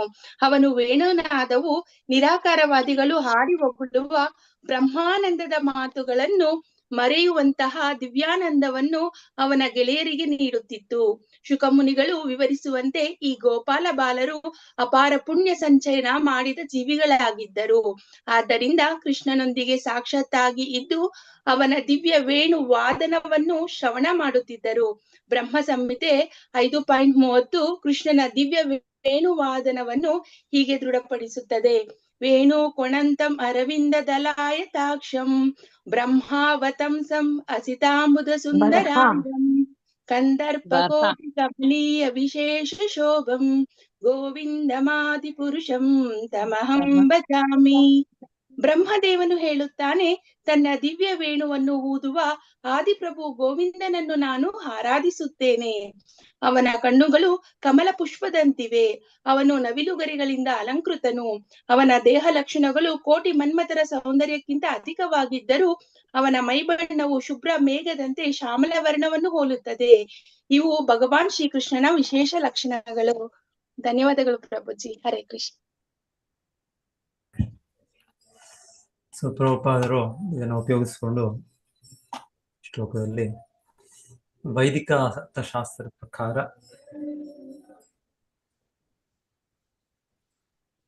ಯಾರೊಬ್ಬರ ಶ್ರೀಮಂತಿಕೆಯನ್ನು ಅವರು ಹೊಂದಿರುವ ಧಾನ್ಯ ಮತ್ತು ಗೋವುಗಳ ಸಂಗ್ರಹಣೆ ಮೇಲೆ ನಿರ್ಧರಿಸಲಾಗುತ್ತಿತ್ತು. ಆಕ್ಚುಲಿ ಭಗವದ್ಗೀತೆಯಲ್ಲಿ ಕೃಷ್ಣ ಬ್ರಾಹ್ಮಣ, ಕ್ಷತ್ರಿಯ, ವೈಶ್ಯ, ಶೂದ್ರ ಗುಣಗಳು ಹೇಳಿದಾಗ ವೈಶ್ಯರಿಗೆ ಹೇಳೋದು ಕೃಷಿ, ಗೋರಕ್ಷ್ಯ, ವಾಣಿಜ್ಯಂ. ಸೊ ಅಲ್ಲಿ ಕೃಷಿ, ಗೋರಕ್ಷ, ವಾಣಿಜ್ಯ ಇದೆ. ಕೃಷಿ ಇದೆ, ಗೋರಕ್ಷಣೆ ಇದೆ, ವಾಣಿಜ್ಯ ವ್ಯಾಪಾರ ಇದೆ. ಆದ್ರೆ ವ್ಯಾಪಾರ ಯಾವುದರಿಂದ? ಆ ವ್ಯಾಪಾರ ಅಂದ್ರೆ ಕೃಷಿ ಪದಾರ್ಥಗಳಿಂದ. ಅದು ಹೆಚ್ಚಿದ್ರೆ ವ್ಯಾಪಾರ. ಸೊ ಈ ತರ ವಾಣಿಜ್ಯ ಅಂದ್ರೆ ಈ ತರ ಕಾರ್ಖಾನೆಗಳು ಅಲ್ಲ. ಸೊ ಎನಿವೆ, ಇವಾಗ ಕಲಿಯುಗದಲ್ಲಿ ಹೀಗೆ ಕಾರ್ಖಾನೆಗಳೇ ಇದು ಕೈಗಾರಿಕೆ, ಇದೆಲ್ಲ ವ್ಯಾಪಾರ, ಇದು ಕಾಮರ್ಸ್, ಟ್ರೇಡ್, ಇಂಡಸ್ಟ್ರಿ, ಸೊ ಇದೆಲ್ಲ ಇದೆ. ಸೊ ಇದೆಲ್ಲ ಆಕ್ಚುಲಿ ನಮ್ಮ ಮನುಷ್ಯ ಜನ್ಮದ ವೈಟಲ್ ಎನರ್ಜಿ ನಮ್ಮದೇನಿರುತ್ತೆ ಅದನ್ನು ಇದು ಮಾಡುತ್ತೆ, ಕುಗ್ಗಿಸುತ್ತೆ. ಇಲ್ಲಾಂದ್ರೆ ನ್ಯಾಚುರಲ್ ನೈಸರ್ಗಿಕವಾಗಿ ಭಗವಂತನು ಕೊಟ್ಟಿದ್ದು. ಸೊ ಹೇಳೋದು ಗೋವುಗಳಿರ್ಬೇಕು ಮತ್ತೆ ಧಾನ್ಯಗಳಿರ್ಬೇಕು. ಸೊ ಅಷ್ಟೇ. ಸೊ ಅಷ್ಟಿದ್ರೆ ಆರ್ಥಿಕ ಪ್ರಶ್ನೆ ಫಿನಿಶ್, ಮುಗಿದೋಯ್ತು. ಎನಿವೆ, ಈಗ ಸಮಾಜ ಬೇರೆ ರೀತಿಯಲ್ಲಿದೆ. ಒಂದು ರೀತಿಯಲ್ಲಿ ಈಗ ಹೆಚ್ಚಾಗಿ ನಮ್ಗೆ ಇಂದ್ರಿಯ ಸುಖ ಬೇಕು. ಸೊ ಇಂದ್ರಿಯ ಸುಖ ಬೇಕಾಗಿರೋದ್ರಿಂದ ಈ ಕೈಗಾರಿಕೆಗಳು ಬೇಕು, ಇಂಡಸ್ಟ್ರಿಗಳು ಬೇಕು. ಇಲ್ಲಾಂದ್ರೆ ಇದೆಲ್ಲ ಬೇಡ. ಇದು ಆಧ್ಯಾತ್ಮಿಕ ಗುರಿ ಇದ್ರೆ ಸೊ ನಮಗೆ ದೇಹದ ಪೋಷಣೆಗೆ ಇದರಲ್ಲೇ ನಾವು ತೃಪ್ತರಾಗಿ, ಮತ್ತೆ ನಿಸರ್ಗದಲ್ಲೇ ಬರುವ ಒಂದು ಇದು ಕಾಣಿಕೆಗಳಿದೆ, ಜ್ಯುವೆಲ್ಸ್, ಗೋಲ್ಡ್, ಇದೆಲ್ಲ ಸಿಗೋದು ನಮ್ಮ ಇದರಿಂದನೇ ಸಿಗುತ್ತೆ ಅಂತ, ಭಗವಂತನ ಅನುಗ್ರಹದಿಂದ ಸಿಗುತ್ತೆ ಇದೆಲ್ಲ. ಸೊ ಅದರಿಂದ ಸಂತೋಷವಾಗಿರ್ಬೋದು ನಾವು, ಮಾನವ ಸಂಸ್ಕೃತಿ. ಸೊ ಏನಿವೆ, ಒಂದೊಂದ್ಸಲ ಪ್ರಭುಪಾದ ಹೇಳ್ತಾರೆ, ತೊಂದರೆ ಇಲ್ಲ, ಹೇಗೋ ಹರೇ ಕೃಷ್ಣ ಜಪ ಮಾಡಿ. ಸೊ ಏನಾದರೂ ಅವ್ಯವಸ್ಥೆ ಇದ್ರೂ ಕೂಡ ಅದು ನಡೆದುಕೊಂಡು ಹೋಗ್ಬೋದು. ಇಲ್ಲ ಅಂದ್ರೆ ಹೇಳ್ಬೇಕು ಅಂದ್ರೆ ಬೆಸ್ಟ್ ಇದು. ಈ ರೀತಿ ಒಮ್ಮೆಲೆ ಇದನ್ನ ಬದಲು ಮಾಡಕ್ಕಾಗಲ್ಲ, ಸಮಾಜನ ಬದಲು ಮಾಡಕ್ಕೆ ಕ್ರಮೇಣವಾಗಿ ಬರುತ್ತಲ್ಲಿ ಎಲ್ಲ ಅಲ್ಲಿಗೆ ಬರ್ಬೇಕು ವಾಪಸ್. ಪ್ರಕೃತಿ ನಿಯಮ ಹೇಗೆ ಭಗವಂತನ ಕೊಟ್ಟಿದ್ದಾನೆ ಹಾಗೆ ಅದು ಸಸ್ಟೈನ್ ಆಗುತ್ತೆ. ಬಾಕಿಗೆ ಸ್ವಲ್ಪ ಸಮಯ ಮತ್ತೆ ಅದು ನಾಶ ಆಗುತ್ತೆ. ಹಾಗೆ ಪ್ರಭುಪಾದರು ಫಾರ್ಮ್ ಕಮ್ಯುನಿಟೀಸ್ ಕೂಡ ಪ್ರಭುಪಾದ ಮಾಡಿದ್ದಾರೆ, ಆಚಾರ್ಯರು ಆ ರೀತಿ ತೋರಿಸ್ಕೊಟ್ಟಿದ್ದು ಇದೆ.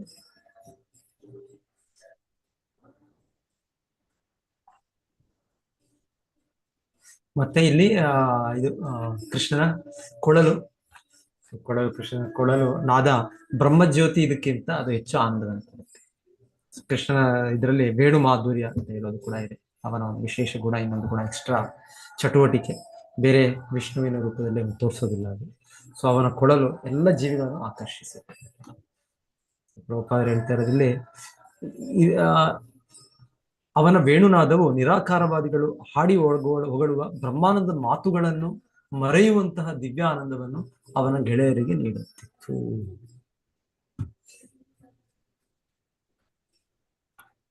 ಸೊ ಕೃಷ್ಣಾನಂದ ವೇಣು ಕೊಳದಿಂದ ಆ ಕೃಷ್ಣನಿಗೆ ನಮಗಿರುವ ಭಕ್ತಿ ಪ್ರೇಮ ಭಕ್ತಿ ಭಾವನೆ ಅದು ಇನ್ನ ಹೆಚ್ಚು ಹುಕ್ಕುತ್ತೆ. ಆ ರೀತಿ ಅದು ಬ್ರಹ್ಮಾನಂದ ಅಲ್ಲ, ಅದು ಕೃಷ್ಣಾನಂದದ ಅನುಭವ ಆಗುತ್ತೆ.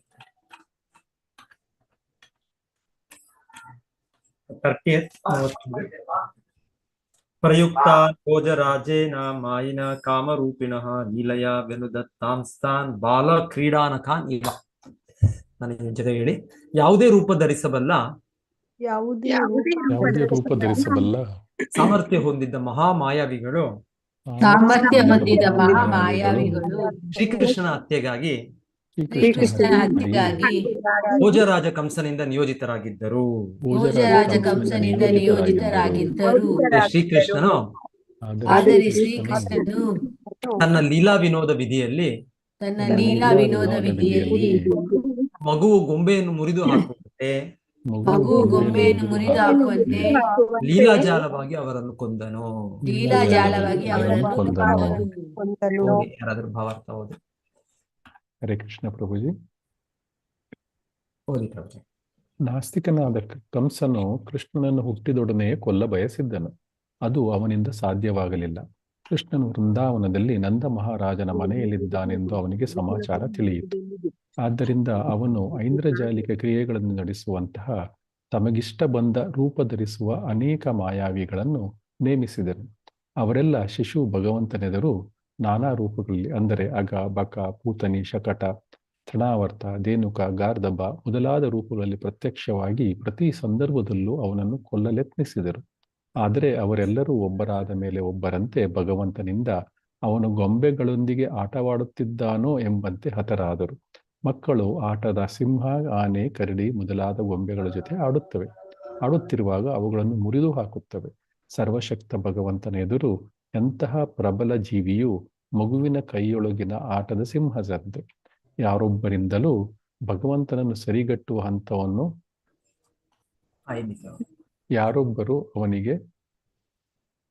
ಯಾರೊಬ್ಬರಿಂದಲೂ ಭಗವಂತನ ಸಾಮರ್ಥ್ಯವನ್ನು ಮೀರಿಸಲಾಗದು. ಆದ್ದರಿಂದ ಯಾರೊಬ್ಬರು ಅವನಿಗೆ ಸರಿ ಸಮಾನರಲ್ಲ ಅಥವಾ ಅವನಿಗಿಂತ ದೊಡ್ಡವರಲ್ಲ.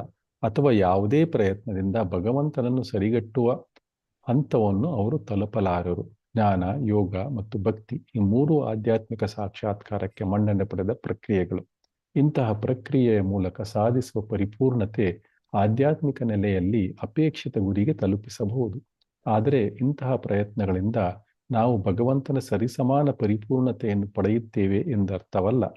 ಪ್ರತಿ ಹಂತದಲ್ಲೂ ಭಗವಂತನೇ. ತನ್ನ ತಾಯಿಯಾದ ಯಶೋದೆಯ ತೊಡೆಯ ಮೇಲೆ ಆಟ ಆಡುವಾಗಲಾಗಲಿ ಅಥವಾ ತನ್ನ ದಿವ್ಯ ಮಿತ್ರರೊಡನೆ ಗೋಪಾಲ ಬಾಲಕನಾಗಿ ಆಟ ಆಡುವಾಗಲಾಗಲಿ ಅವನು ತನ್ನ ಷಡೈಶ್ವರ್ಯಗಳು ಕಿಂಚಿತ್ತೂ ಕ್ಷೀಣಿಸಿದಂತೆ ಭಗವಂತನಾಗಿಯೇ ಇರುತ್ತಿದ್ದನು. ಹೀಗೆ ಅವನು ಸರ್ವದಾ ಸಾಟಿ ಇಲ್ಲದವನು. ಹರೇ ಕೃಷ್ಣ. ಧನ್ಯವಾದ.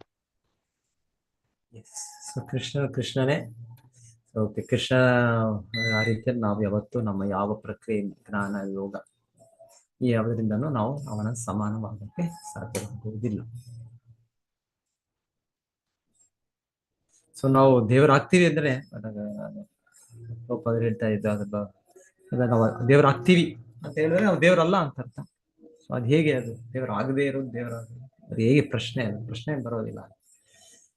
ಈಗ ನಾವು ದೇವರಾಗ್ಬಿಟ್ವಿ, ನಾವು ಏನೋ ಒಂದು ಧ್ಯಾನದಿಂದ, ಏನೋ ಒಂದು ಯೋಗಾಭ್ಯಾಸದಿಂದ, ಏನೋ ಒಂದು ತಪಸ್ಸಿಯಿಂದ ಸೊ ಆಗ್ಬಿಟ್ವಿ ಅಂದ್ರೆ ಅದ್ರ ಮುಂಚೆ ನಾವು ಅಲ್ಲ ಅಂತ. ಹಾಗಿದ್ರೆ ಆಗದೆ ಇರೋದು ಆಗೋದು ಹೇಗೆ ಅಂದ್ರೆ ದೇವರಲ್ಲ ಅಷ್ಟೇ. ದೇವರು ಯಾವತ್ತು ಆಗೋದು ಅಂತಲ್ಲ, ದೇವರು ದೇವರ. ಕೃಷ್ಣನು ಯಾವಾಗಲೂ ದೇವ, ಭಗವಂತನು ಯಾವಾಗಲೂ ಅವನು ತೋರಿಸೋದು ಅವನಿಗೆ ಯಾರು ಸಮ ಇಲ್ಲ ಅವನ ಮೇಲಿಂದ. ತಾಯಿಯಾದ ಯಶೋದೆ ತೊಡೆಯ ಮೇಲೆ ಆಟ ಆಡುವಾಗಲಾಗಲಿ ಅಥವಾ ತನ್ನ ದಿವ್ಯ ಮಿತ್ರನ ಗೋಪಾಲ ಬಾಲಕನಾಗಿ ಆಟ ಆಡುವಾಗಲಾಗಲಿ ಅವನು ತನ್ನ ಷಡೈಶ್ವರ್ಯಗಳನ್ನು ಕಿಂಚಿತ್ತೂ ಕ್ಷೀಣಿಸದಂತೆ ಭಗವಂತನಾಗೇ ಇರುತ್ತಿದ್ದನು. ಹೀಗೆ ಅವನು ಸರ್ವದಾ ಸಾಟಿ ಇಲ್ಲದವರು. ವಿಷಪನ್ನಾನ್ ವಿಷಪಾನೇನ ನಿಗೃಹ್ಯ ಭುಜಗಾದಿಪಂ ಉತ್ತಪ್ಯಾಪಯ ಘಾವಸ್ತತ್ತೋಯಂ ಪ್ರಕೃತಿ ಸ್ಥಿತಂ. ವೃಂದಾವನದ ನಿವಾಸಿಗಳು ಕಡು ಕಷ್ಟಗಳಿಂದ ಕಂಗಾಲಾಗಿದ್ದರು. ಏಕೆಂದರೆ ಯಮುನೆಯ ಕೆಳಭಾಗವು ಸರ್ಪರಾಜನಾದ ಕಾಳಿಂಗನ ವಿಷದಿಂದ ತುಂಬಿತ್ತು. ಕೃಷ್ಣನು ನೀರಿನೊಳಕ್ಕೆ ಇಳಿದು ಸರ್ಪರಾಜನನ್ನು ದಂಡಿಸಿ ಅಲ್ಲಿಂದ ಹೊಡೆದಟ್ಟಿದನು. ತಾನು ನದಿಯಿಂದ ಹೊರಬಂದ ನಂತರ ಗೋವುಗಳು ಆ ನೀರನ್ನು ಕುಡಿಯುವಂತೆ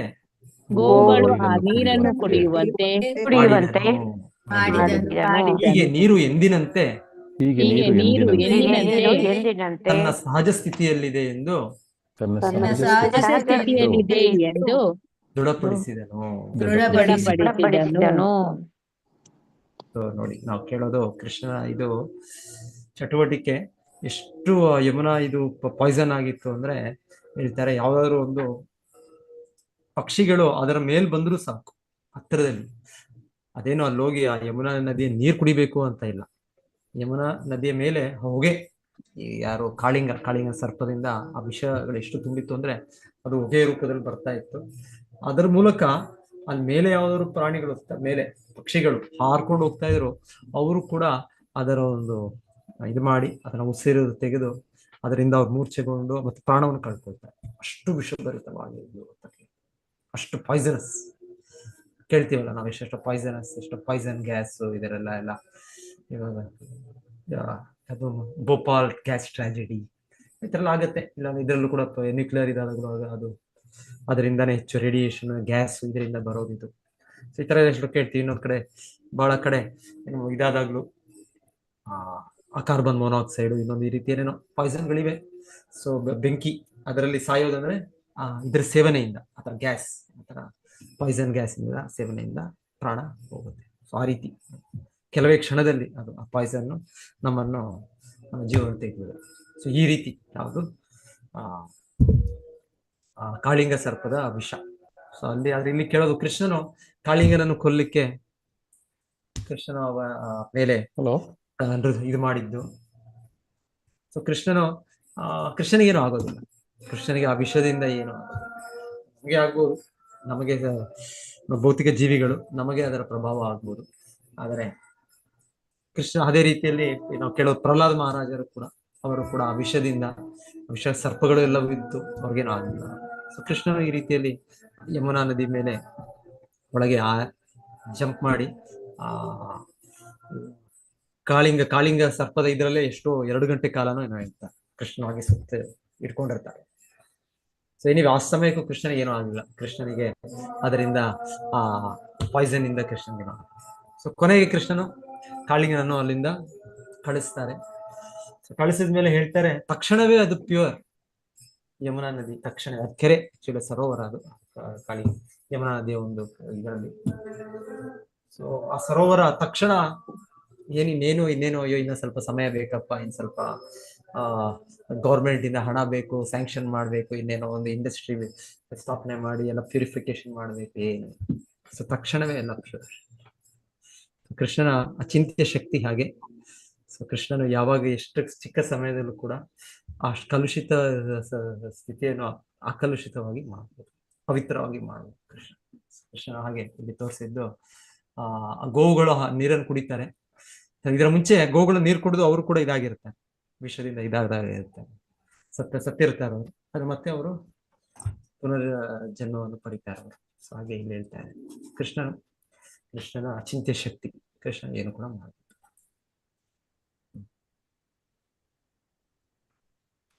31, 32.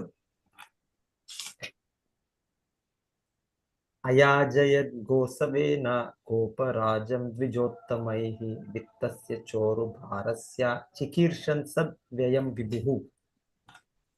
ಪರಮಪ್ರಭು ಶ್ರೀಕೃಷ್ಣನು ನಂದ ಮಹಾರಾಜನ ಸಂಪತ್ತಿದ್ದ ಹೇಳಿ ಪರಮಪ್ರಭು ಶ್ರೀಕೃಷ್ಣನು ನಂದ ಮಹಾರಾಜನ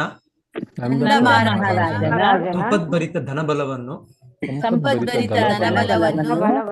ಗೋಪೂಜೆಗಾಗಿ ಬಳಸಿಕೊಳ್ಳಲು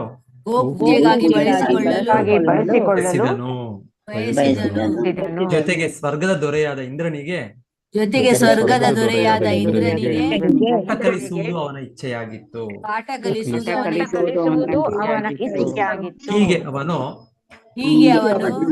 ತನ್ನ ತಂದೆಗೆ ವಿದ್ವಾಂಸರಾದ ಬ್ರಾಹ್ಮಣರ ಸಹಾಯದಿಂದ ಪೂಜೆ ಮಾಡಲು ಅಥವಾ ಗೋಮಾಳಗಳ ಹಾಗೂ ಹಸುಗಳ ಪೂಜೆ ಮಾಡಲು ಸಲಹೆ ಮಾಡಿದನು. ಲಾಸ್ಟ್ ಭಾವಾರ್ಥ ಭಗವಾನ್ ಶ್ರೀಕೃಷ್ಣನು ಸಕಲರ ಗುರುವಾದ್ದರಿಂದ ತನ್ನ ತಂದೆ ನಂದ ಮಹಾರಾಜನಿಗೂ ಉಪದೇಶ ಮಾಡಿದ್ದನು. ನಂದ ಮಹಾರಾಜ ಶ್ರೀಮಂತ ಜಮೀನುದಾರನಾಗಿದ್ದು ಅನೇಕ ಗೋವುಗಳ ಒಡೆಯನಾಗಿದ್ದನು. ವಾಡಿಕೆಯಂತೆ ಅವನು ಪ್ರತಿ ವರ್ಷ ಸ್ವರ್ಗದ ದೊರೆಯಾದ ಇಂದ್ರನ ಪೂಜೆಯನ್ನು ವಿಜೃಂಭಣೆಯಿಂದ ನೆರವೇರಿಸುತ್ತಿದ್ದನು. ಭಗವಂತನ ಸರ್ವೋಚ್ಚ ಶಕ್ತಿಯನ್ನು ಜನಸಾಮಾನ್ಯರು ಅಂಗೀಕರಿಸುವಂತೆ ಮಾಡಲು ವೇದ ಸಾಹಿತ್ಯದಲ್ಲಿ ದೇವತೆಗಳ ಪೂಜೆಗೆ ಸಲಹೆ ಮಾಡಲಾಗಿದೆ. ದೇವತೆಗಳು ಬ್ರಹ್ಮಾಂಡದ ವಿವಿಧ ಚಟುವಟಿಕೆಗಳ ಉಸ್ತುವಾರಿಯನ್ನು ನೋಡಿಕೊಳ್ಳಲು ಭಗವಂತನಿಂದ ನಿಯೋಜಿತರಾದ ಸೇವಕರು. ಆದ್ದರಿಂದಲೇ ದೇವತೆಗಳನ್ನು ತೃಪ್ತಿಪಡಿಸಲು ಯಜ್ಞಗಳನ್ನು ಮಾಡಬೇಕೆಂದು ವೇದ ಗ್ರಂಥಗಳಲ್ಲಿ ಹೇಳಲಾಗಿದೆ. ಆದರೆ ಪರಮಪ್ರಭುವಿಗೆ ಸಮರ್ಪಿತನಾದ ಭಕ್ತನು ದೇವತೆಗಳನ್ನು ತೃಪ್ತಿಪಡಿಸುವ ಅವಶ್ಯಕತೆ ಇಲ್ಲ. ದೇವತೆಗಳ ಪೂಜೆಯು ಪರಮಪ್ರಭು ಭಗವಂತನ ಪಾರಮ್ಯವನ್ನು ಅಂಗೀಕರಿಸಲು ಮಾಡಿಕೊಂಡಿರುವ ಒಂದು ವ್ಯವಸ್ಥೆಯಷ್ಟೇ, ಆದರೆ ಅದು ಕಡ್ಡಾಯವಲ್ಲ. ಸಾಮಾನ್ಯವಾಗಿ ಐಹಿಕ ಲಾಭಗಳಿಗಾಗಿ ಅಂತಹ ತೃಪ್ತಿಪಡಿಸುವ ಕ್ರಮಗಳನ್ನು ಸಲಹೆ ಮಾಡಲಾಗುತ್ತದೆ. ಈ ಸಾಹಿತ್ಯದ 2ನೆಯ ಸ್ಕಂದದಲ್ಲಿ ನಾವು ಈಗಾಗಲೇ ಚರ್ಚಿಸಿರುವಂತೆ ದೇವೋತ್ತಮ ಪರಮಪುರುಷನ ಪಾರಮ್ಯವನ್ನು ಒಪ್ಪಿಕೊಂಡಿರುವವರು ದೇವತೆಗಳ ಪೂಜೆ ಮಾಡಬೇಕಾದ ಅಗತ್ಯವಿಲ್ಲ. ಕೆಲವೊಮ್ಮೆ ಅಲ್ಪಜ್ಞಾನಿ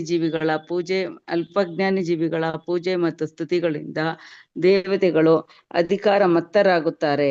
ಹಾಗೆ ಹುಬ್ಬಿ ಹೋಗಿ ಭಗವಂತನ ಪಾರಮ್ಯವನ್ನೇ ಮರೆತು ಬಿಡುತ್ತಾರೆ. ಭಗವಾನ್ ಶ್ರೀಕೃಷ್ಣನು ಬ್ರಹ್ಮಾಂಡದಲ್ಲಿದ್ದಾಗ ಇಂತಹುದು ನಡೆಯಿತು. ಆದ್ದರಿಂದ ಭಗವಾನ್ ಶ್ರೀಕೃಷ್ಣನು ಸ್ವರ್ಗದ ದೊರೆ ಇಂದ್ರನಿಗೆ ಪಾಠ ಕಲಿಸಲು ಇಚ್ಛಿಸಿದನು. ಅವನು ಇಂದ್ರನಿಗೆ ಅರ್ಪಿಸುವ ಯಜ್ಞವನ್ನು ನಿಲ್ಲಿಸಿ ಗೋವುಗಳನ್ನು ಮತ್ತು ಗೋವರ್ಧನ ಗಿರಿಯಲ್ಲಿ ಗೋಮಾಳಗಳನ್ನು ಪೂಜಿಸಲು ಹಣವನ್ನು ಬಳಸುವಂತೆ ನಂದ ಮಹಾರಾಜನಿಗೆ ಹೇಳಿದನು. ಪ್ರತಿಯೊಬ್ಬರೂ ತಮ್ಮ ಸಕಲ ಕರ್ಮಗಳನ್ನು ಮತ್ತು ಅವುಗಳ ಫಲಗಳನ್ನು ಪರಮಪ್ರಭುವಿಗೆ ಅರ್ಪಿಸಬೇಕೆಂದು ಶ್ರೀಕೃಷ್ಣನು ಭಗವದ್ಗೀತೆಯಲ್ಲಿ ಹೇಳಿದ್ದಾನೆ. ಈಗ ಈ ಕೃತ್ಯದ ಮೂಲಕ ಆ ಪಾಠವನ್ನು ಮಾನವ ಸಮಾಜಕ್ಕೆ ಕಲಿಸಿದನು. ಹಾಗೆ ಮಾಡಿದರೆ ಅದು ಅಪೇಕ್ಷಿತ ಫಲವನ್ನು ಕೊಡುತ್ತದೆ. ವೈಶ್ಯರು ತಮ್ಮ ಕೃಷ್ಣಾರ್ಜಿತ ಹಣವನ್ನು ವ್ಯರ್ಥ ಪೋಲು ಮಾಡುವುದರ ಬದಲು ಅದನ್ನು ಗೋವುಗಳ ರಕ್ಷಣೆಗೆ, ಗೋಮಾಳಗಳ ಅಥವಾ ಸ್ವಲ್ಪ ಸ್ಕ್ರಾಲ್ ಮಾಡಿ ಪ್ರಭುಜಿ, ಕೃಷಿ ಭೂಮಿಯ ಅಭಿವೃದ್ಧಿಗೆ ಖರ್ಚು ಮಾಡುವಂತೆ ಸ್ಪಷ್ಟವಾಗಿ ಸಲಹೆ ಮಾಡಲಾಗಿದೆ. ಆದ್ದರಿಂದ ಭಗವಂತ ತೃಪ್ತನಾಗುವನು.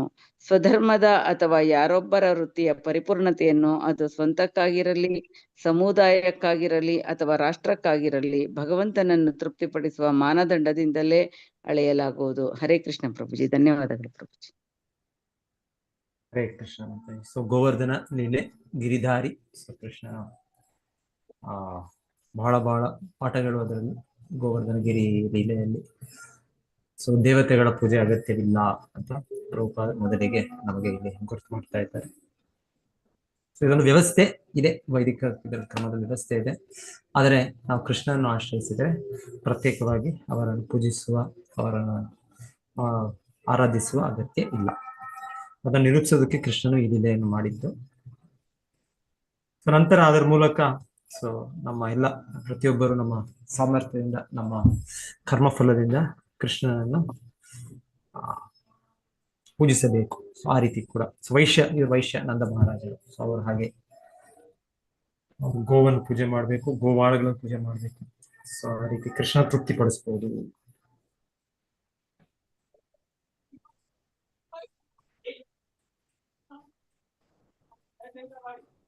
ಪ್ರತಿಯೊಬ್ಬರು ತಮ್ಮ ಕರ್ತವ್ಯಗಳಲ್ಲೇ, ತಮ್ಮ ಚಟುವಟಿಕೆಗಳಲ್ಲೇ ಪರಿಪೂರ್ಣತೆ ಕಂಡುಕೊಳ್ಬಹುದು.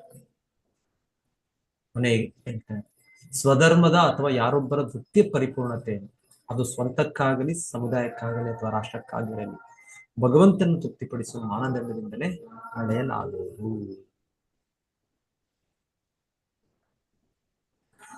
ನೆಕ್ಸ್ಟ್ ಇದರ ಪರಿಣಾಮವಾಗಿ ಏನ್ ಮಾಡ್ತಾರೆ ಇಂದ್ರ, ವರ್ಷತೀಂದ್ರೇ ವ್ರಜ ಕೋಪಾತ್ ಭಗ್ನಮಾನೆ ಅತಿ ವಿಹ್ವಲ ಗೋತ್ರ ಲೀಲಾತ ಪತ್ರೇಣ ತ್ರಾತೋ ಭದ್ರಾನು ಗೃಹಣತ. ಎಲೈ ಸೌಮ್ಯನಾದ ವಿದುರನೇ, ಸೌಮ್ಯನಾದ ವಿದುರನೇ, ತನ್ನ ಗೌರವಕ್ಕೆ ಅಪಮಾನವಾದ್ದರಿಂದ ಇಂದ್ರನು ವೃಂದಾವನದ ಮೇಲೆ ಅವಿಚ್ಛಿನ್ನವಾಗಿ ಮಳೆಗೆರೆದನು. ಹೀಗಾಗಿ ಗೋಭೂಮಿಯಾದ ಬ್ರಜದ ನಿವಾಸಿಗಳು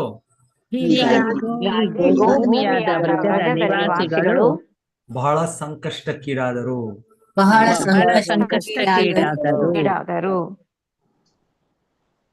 ಆದರೆ ದಯಾಮಯನಾದ ಶ್ರೀಕೃಷ್ಣನು ತನ್ನ ಲೀಲಾಛತ್ರವಾದ ಗೋವರ್ಧನ ಗಿರಿಯನ್ನು ಎತ್ತಿ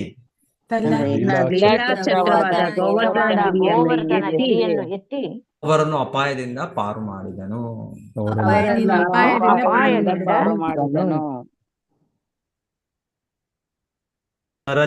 ಶಿಖರೇರ್ಮೃಷ್ಟಂ ಮಾನಯನ್ ರಜನಿ ಮುಖಂ ಗಾಯನ್ ಕಲಪದಂ ರೇಮೆ ಸ್ತ್ರೀನಾಂ ಮಂಡಲ ಮಂಡನಃ.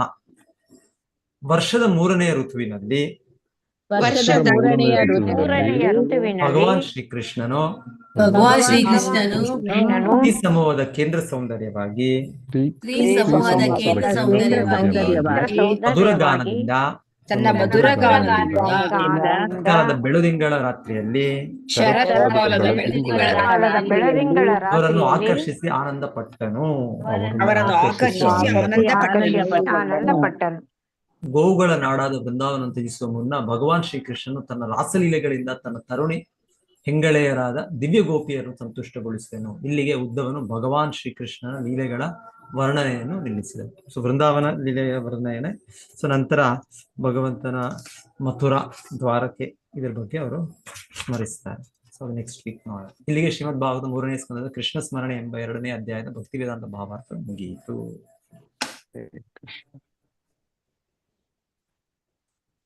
ಮಾತಾಜಿ ಅಟೆಂಡೆನ್ಸ್ ಲಿಂಕ್ ಹಾಕಿದ್ದೇನೆ ಲಿಂಕ್ ನೋಡಿ.